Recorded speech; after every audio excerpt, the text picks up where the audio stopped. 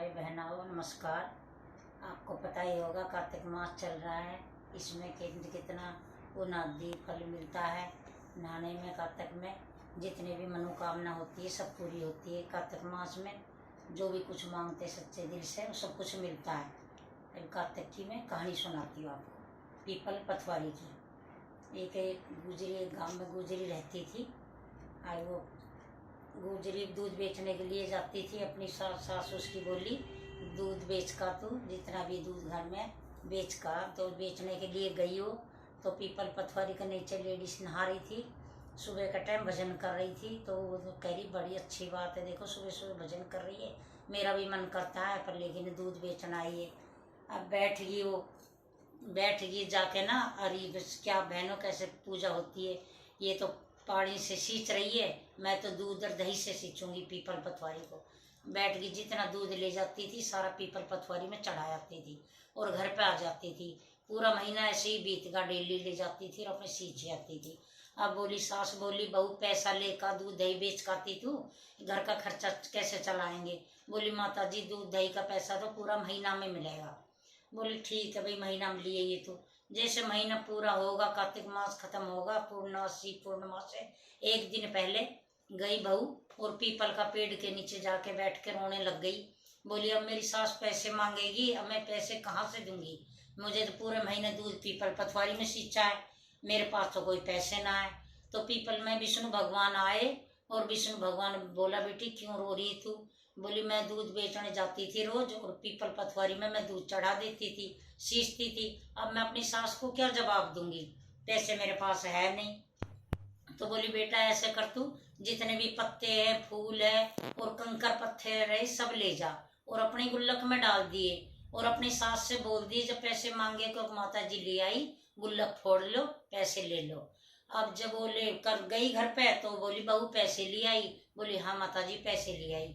बोली कहाँ, बोली गुल्लक में। माता जी गुल्लक चद्दर तान के सो गई। मनी मन में सोच रही है कि क्या होएगा पता नहीं, अब मैं पैसे तो मिले नहीं। और सास वो होके उदास होके सो गई चद्दर ओढ़ के।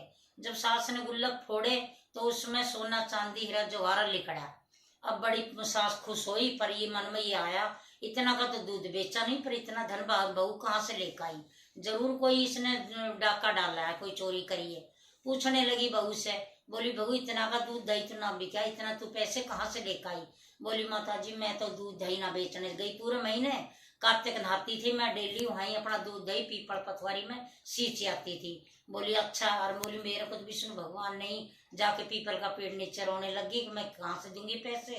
तो विष्णु भगवान बोला तो ये पत्थर और फूल और पत्ते ले जा, और ये दे दिए सास ने, मैं तो यही लाई। तो सास बड़ी सुन के वही, अच्छा पथवारी पीपल में इतना मतलब धन है, कार्तिक नहाना में इतना फल है, तो अगली बार मैं भी नहाऊंगी।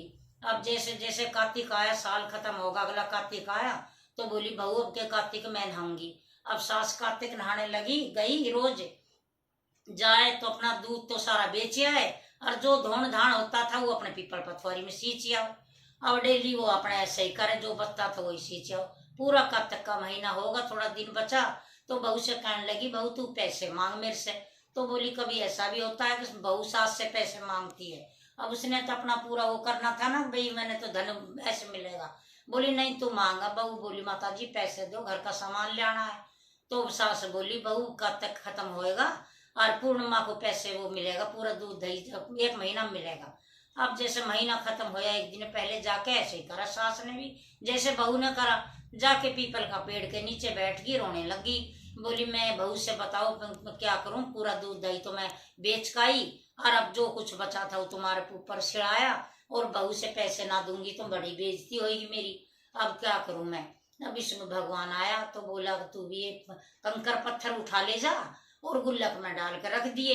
और भाई बोल दिए बहू से, बहू पैसे मिल गए। अब उस बहू को लिया, ये सही करा उसने। अब बोली माता जी पैसे, बोले बेटा उसमें है गुल्लक में, ले ले अंदर। अब जब बहू ने गुल्लक फोड़ा और पैसे उसमें नहीं निकले, उसमें तो कीड़े मकोड़े बन गए। क्यों, सास ने तो लालच था मन में, लालच की मारी नहाई थी वो तो, और लालच से दूध दही सारा बेच आई पीपल में। वो सिड़ाया उसने, धोन उसने धो धा के सारा।